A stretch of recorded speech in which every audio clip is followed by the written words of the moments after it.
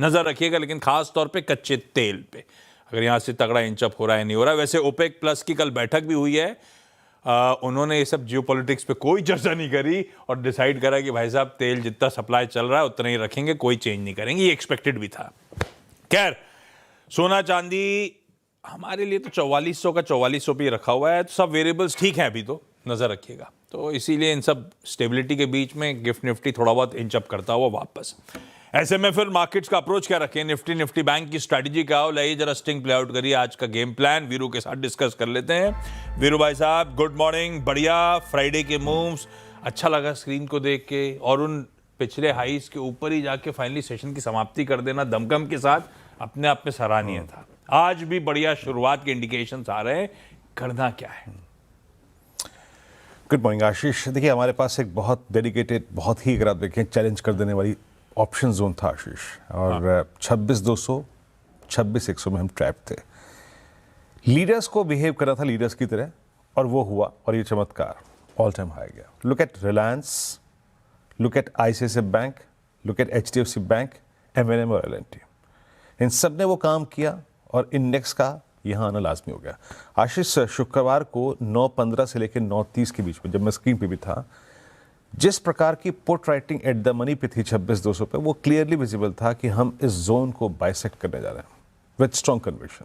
26,200 पे बाजार खुलते ही पुट राइटिंग शुरू हो गई और हमने ऑलमोस्ट 333 यानी अपना प्रीवियस ऑल टाइम हाई और थोड़ा सा और इंचअप किया।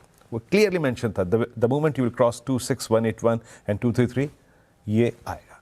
लेकिन याद रखिएगा, इसके पीछे एक बार फिर से कारण बना bank Nifty and banking stock futures. मैं कुछ देर में जब 8:30 पर समरी प्रेजेंट करूंगा, तो बैंकिंग स्टॉक फ्यूचर्स ने आशीष सब्सटेंशियल OI खींचा अपनी तरफ।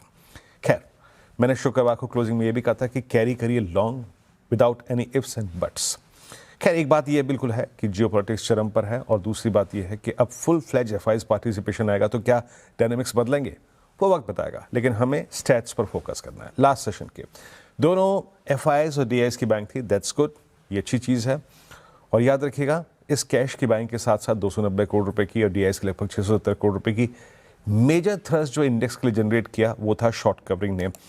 आशीष, करीब 2358 करोड़ रुपए की FIs की इंडेक्स में बाइंग, बहुत ज़माने बाद ऐसी कुछ बाइंग थी, और 2500 कॉन्ट्रैक्ट लॉन्ग, और बड़ी चीज़ थी कि उन्होंने काफ़ी सब्सटेंशियल यानी करीब 11,000 शॉर्ट कवर किए, यानी फ्रेंकली स्पीकिंग करीब 12,000 कॉन्ट्रैक्ट का नेट इम्पैक्ट है। अब उनके नेट शॉर्ट जो हैं वो थोड़े से रिड्यूस होकर करीब 1,30,000 के आसपास आ गए हैं। अच्छा, एक बार लेके आइए आप जरा प्लीज़, और वो ऑप्शंस के स्टैट्स। ऑप्शंस के स्टैट्स में ये क्लियरली विजिबल है कि उनकी तरफ से एक मेजर पुट राइटिंग भी है, यानी न्यूली कमेंस्ड वीकली कॉन्ट्रैक्ट के लिए या फिर इस कॉन्ट्रैक्ट के लिए हाई स्ट्राइक्स की कॉल का OI कम हो गया है। सिग्निफिकेंट अभी भी 26,500 पे खड़ा है, और बड़ी पुट राइटिंग 26,300, 200 और 100 पे हुई है। पिरामिड्स जब आप देखेंगे ना आशीष, आपको क्लियरली नजर आएगा अब सारा खेल है 26,500 पे, जो कि वीकली कॉल है, और उसके नीचे सब जगह पुट राइटिंग हो रखी है। मैं कैसे अप्रोच करूंगा? देखिए आशीष, न जाने डिप मिलेगा कि नहीं मिलेगा, बट हम तब तक इस डायरेक्शन में परसिस्ट करेंगे। अभी आप कुछ देर पहले कह रहे थे कि FIs जब आएंगे दोबारा तो क्या होगा। दोबारा वो आए तो हमें किसी भी सर्कमस्टेंसेस में 26,200 को होल्ड करना है। कोई भी अगर ऊपर से शॉर्टिंग होती है या फिर हम इंट्राडे कोलैप्स भी होते हैं, तो हमें बेस 1 को किसी भी सर्कमस्टेंसेस में होल्ड करना है। बेस 1 रखिएगा प्लीज स्क्रीन पे, और ये है 26,254, 213।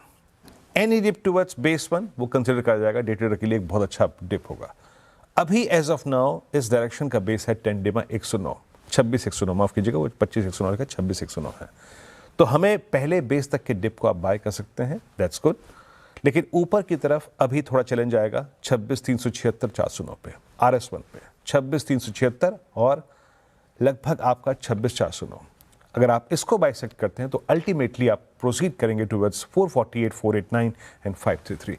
अभी पूरी की पूरी कमेंट्री कंसिडरिंग द फैक्ट कि कल मंगलवार है, कल वीकली कॉन्ट्रैक्ट की एक्सपायरी है, हम मैक्सिमम ट्रैजेक्टरी जिससे बात कर रहे हैं वो है 489,533। ये क्रॉस हो जाएगी तो फर्दर बात करेंगे, पर as of now 2 hurdle zones और base 1 appropriate for buying intraday dips. Bank Nifty, HDFC bank ने, ICICI बैंक ने जो भी रिक्वायर्ड थ्रस्ट था वो जनरेट किया, और वही एक कारण था कि वो 60,000 के और 59,800 के दो कॉल आइटम्स जो कि परसिस्ट कर रहे थे काफी समय से आशीष वो निकल गए। लेके आइए पिरामिड्स। एक चीज आपने देखी होगी कि अभी भी 60,000 पे उतनी पुट राइटिंग नहीं है, ठीक है। तो बेस अभी भी याद रखेगा 59,500 है, अभी वो ट्रांसफॉर्म नहीं हुआ है, वो तब्दील नहीं हुआ है, पुट राइटर्स अभी 60,000 की स्ट्राइक पर नहीं आए हैं। तो वो प्रोसेस तभी होगा जब आप 60,000 से एक सेफ डिस्टेंस क्रिएट कर लेंगे। प्लीज देखिए आइए लेवल्स। एनी डिप टुवर्ड्स 60,000, देखिए थोड़ा सा मामला गिफ्ट निफ्टी का गर्म है तो शायद बहुत डिप ना मिले, but still any dip towards 60,000 और बेस 1 आप उसे कंसिडर कर सकते हैं एक अच्छा डिप। बेस 2 तक कोई दिक्कत नहीं है। बेस 2 क्या है? 10 डेमा है, 20 डेमा है। बेस 2 क्या है? अभी समझाया आपको, 59,500 पे सबसे बड़े पुट राइटर्स हैं। तो हमको देखना है कि हमें कहीं भी एक कंट्रोल डिप मिल जाए टुवर्ड्स बेस 1 या फिर 60,000, उसको राइट कीजिएगा।